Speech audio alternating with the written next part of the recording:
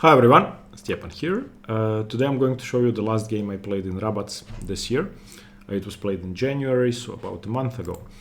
Okay, so I'm facing a lower-rated opponent, rated 1800. I didn't have much information about him. I knew that he plays the King's Indian most of the time, so I was preparing for that. And I was preparing e4 for a while, but then decided that I was going to play d4 because the positions against the King's Indian seem, well, pleasant for white, at least to me. Okay, so d4, knight f6, knight f3. Again, I'm avoiding bishop f4 or move 2 against lower-rated opponents because I don't want to allow c5. That's just my personal preference. g6, bishop f4, bishop g7, e3, castles, bishop to e2, d6. And as soon as d6 is played, you want to play h3 because you don't want to allow knight h5. Before d6, if they go knight h5, you have bishop to e5. Okay, knight bd7, very normal, castles. And here I know about 6 moves. This position I've been studying for a long time. Queen e8 is the main move, b6 is, I think, the best move, c5 is, of course, okay, knight e4 is okay, rook e8 is okay, preparing e5. You can play c6, you can even play a6, but my opponent played a move I didn't know, and he played pawn to h6. I was going to do my usual thing, what I normally do against the King's Indian, just I attack the queenside until I have enough pressure to weaken one of these two. But h6, even though I don't think it's ever been played, let me see, it's been played 2 times. Last time in 1991. There's actually a nice idea behind this, not only to give the knight dh7 square, but also after f5, g5 can be played more easily. So it's not without a plan. It's too slow and it's not an optimal move, but it has a specific idea behind it. So I needed to bear that in mind. Okay, c3. I could also go c4, but c3 is much safer because in the event of c5 and or e5, my center is defended enough and I can have easier play on the queen side. Queen e8. Now this would have been normal without h6. Okay, bishop to h2 in anticipation of e5, just moving away. e5, a4. Okay, now the idea for me is simple. If they go c5 at any point, then knight a3, knight c4 is a very strong attack, or knight d2, knight c4. I don't want to go knight d2 because then on e4 I couldn't go knight fd2, I would have to go knight e1. So in the event of c5, knight a3, knight c4. What black should do here is keep the tension in the center. My opponent released it straight away. This is a pattern I'm extremely familiar with. In fact, let's say this pawn is still on a2, this pawn is still on h7. I've had this position before, and e4 is an extremely bad move here.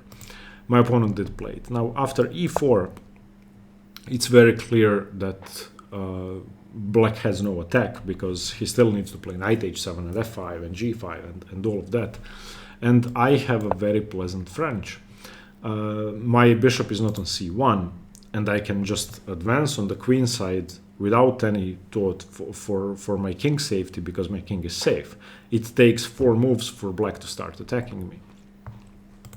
At the same time, e4 is weak, and f3 could be coming, and d6 is weak, and c7 is weak, and b4 is coming, and c4 is coming. Queen b3 could be interesting. So e4 is a simply bad move, and the engine thinks white is already close to winning. That's not true. You still have to prove your advantage, but it's much easier to play. Okay, knight h7, knight a3. a6. a6 isn't necessary. I think he should continue with f5 immediately. Okay, b4, f5. Okay, here I have several ways to try and play this position. I played rook c1, which is okay. My rook is probably optimal on a1, in fact, and rook c1 wasn't necessary. Maybe the best way to play is queen to b3, and after king h8, simply c4. This is probably just the best way to play. Also, I can continue b5 straight away, and if this is taken, then c7 becomes the target, and then d6, for example, here. what do you do? Very hard to defend this for black. Also, I could have gone c4 straight away, and after something like g5, c5. And then if f4 comes, then queen to b3, king h8, and I just take on d6, cd6, and b5. And again, this is weak. The queen side has collapsed. And since I have a very good French where my bishop is still defending, I'm not really afraid of f3 and fe especially. So black doesn't really have an attack. I played rook c1, which is okay. He played g5, and I played rook to e1, which is actually a slight inaccuracy, but it prevents f4, which I wanted to do. f4. If black plays f4, which my opponent did, white wins the game. My opponent didn't see it, unfortunately for him. But the move I was slightly afraid of was g4, giving up a pawn. And this is actually interesting. So I have to take bishop g4, and now knight df6, bishop c8, rook c8, and f3. I need to undermine the structure. ef3, knight f3. Now, I am a pawn up. Both kings are unsafe, but this is far from simple. I could mess up. He could get all of his pieces into play quickly. My knight is on a3. I don't really want my queen on b3 anymore since the king side has blown open. This could become interesting. And the engine, if you turn on the engine here, says white is only slightly better, like 0.3. And it's obvious why. All the pieces are coming in. Knight g5, knight g4, queen h5. Very easy to go wrong. Now, if you're not going to play g4, then it's really hard to find a move. You could play knight df6, but then that seems a bit too slow. I'm just going to undermine.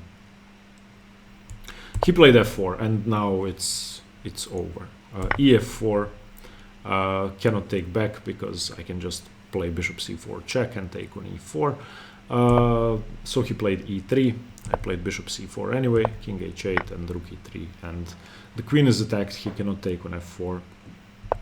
After queen g6, I played bishop d3, tempo on the queen first. My bishop is better on d3 than on c4. Queen f7. And now I have a pleasant choice.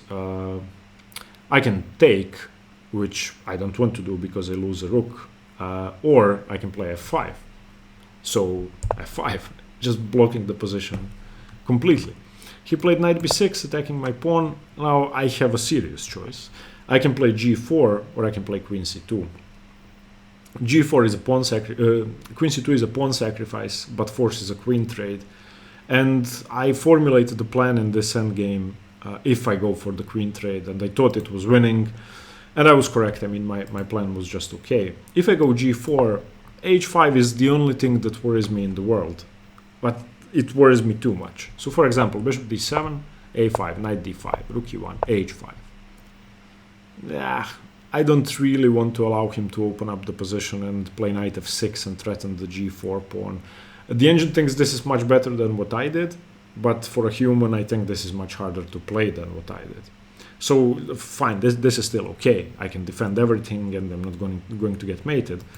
But after queen to c2, if I'm black, I would just resign. I mean, okay, so bishop f5, queen f5, rook f5, a5, knight d5, rook to e2. And now the only thing I have to do is get my knight to d3 and play c4. Once I play c4, while my b4 pawn is defended, and I remove the knight from d5, that's it. It's not only that I'm a pawn up, it's that these pawns are all blocked and weak. This bishop is bad. This rook isn't doing anything. Black has no attack. This knight is on h7 for some reason. So here's how I did it. Rook af8 played, knight c4, rook f7, knight f3, knight f6, knight b2. I want to get my knight to d3. So g4 takes, knight d3. And now I completed my plan. He took on h2, I took with the knight. I could also take with the king. h5, knight f1, bishop h6, rook c2, king h7, and c4. And now, once I did this, you can see that it's very simple. Knight f6, rook e1. I want to double my rooks. King g6, rook c2. Now I have no weaknesses and I have the e6 square. I can get into e7. I could play d5. I can finally get my f1 knight back into play via e3, g3 or h2. He played knight g4. I played f3, just taking more space. Knight f6, rook e6, pinning the knight. King g7, knight to g3. I want to get into f5. King h7, rook e7. Once I trade a pair of rooks, it becomes easier because knight f5 becomes stronger. Bishop to d2, no problem really. Rook e2, bishop g5.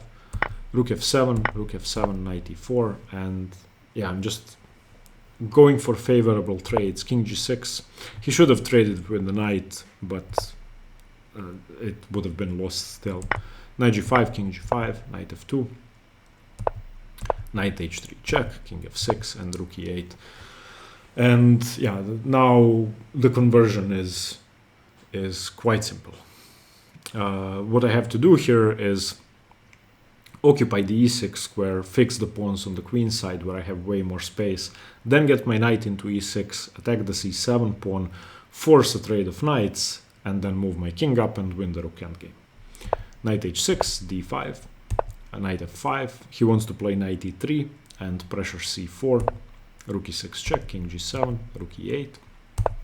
Knight d4, knight to g5. Finally, I'm getting into e6. Rook f5, knight e6 check, takes. Okay, now rook f4 doesn't work because rook e7 wins the pawn on c7, defends the pawn on c4.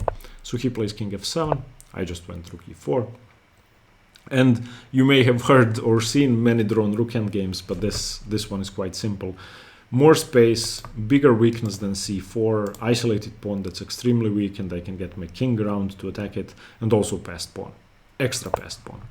c6 loses the game very quickly. He could have held on by waiting, so making me prove my position, but this just undefends the d6 pawn and gives me a queen. dc6, bc6, king f2, and now c5 is the final blunder. You can calculate this if you want white to play and win. Okay, so b5, that has to be taken, and now a6. He only has one way to get back in time, and that's rook g5, but after rook g5 I go a7, and after rook g8 I go cb5, and if rook a8 I go b6, b7. Here he resigned. But nevertheless, even if he didn't play c6 here and then c5, the game is still just winning. It's very hard to find moves for black. I'm going to get my king to h4. If he moves the king away, I'm going to get my rook to e7, and then if he doesn't, I'm going to play g4 and just make a queen. Okay, so this was round 8. After 8 rounds, I had a plus score. I had 5 out of 8. I had won some rating points. And in round 9, I got paired against a 2250 international master or something like that. But he didn't show up for the game. And I was really looking forward to I got the white pieces again. I was really looking forward to playing. He didn't show up. So I ended up on 6 out of 9 and won my second prize. I won the prize up to 2000 rating again, so 2 tournaments in a row, which made me really happy. Okay, this was Rabac. Tomorrow I'm going to start covering games from Italy, the tournament which I played at the end of January, so about 2 weeks after Rabac's finished. Okay. Thank you for watching. Hope you got something from this one, especially if you play the King's Indian or the London. And stay tuned for more chess. Bye bye.